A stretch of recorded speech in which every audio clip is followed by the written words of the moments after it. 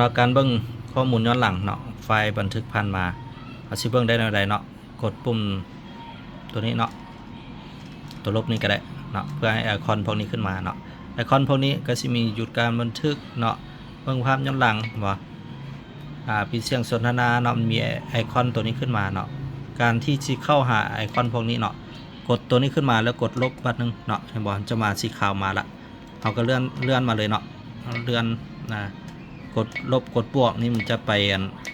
ซ้ายขวาเด้อเห็นบ่ตอนนี้มาอยู่ตัวตั้งค่าแสงแบบแสดงผลปิดเสียงเนาะนี่ตัวภาพเบื้องภาพย้อนหลังคืนมาแล้วก็กดตกลงเนาะมันจะเข้าสู่เมนูของไฟล์บันทึกเนาะไฟล์บันทึกมันก็จะมีแต่ละเหรียญอยู่นี่เห็นบ่เนาะแต่ละซื้อนี่เวลาเราจะเบื้องตัวใดก็ได้เลื่อนเบื้องเนาะกดตกลงเนาะตัวนี้เป็น L แปลว่าไฟล์บันทึกเบื้องซ้ายเนาะ F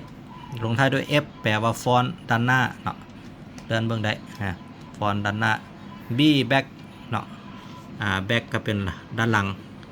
left เนาะซ้ายไล่เบื้องขวาleft ไล่ประมาณนี้เวลาเบื้องก็กดตัวเบื้องอันนี้กรณีที่ว่าเราสิเบื้องแบบผ่านตัวเครื่องในขณะที่ว่าเกิดเหตุบ่มีอย่างต่างๆเนาะสามารถเบิ่งได้คันว่าดีแท้เนาะเอาเข้าคอมเนาะคันว่ามีคอมมีอย่างก็พอร์ตแมมจะอยู่ด้านหลังเนาะ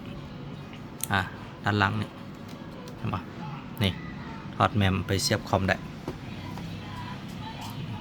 โอเคขอบใจ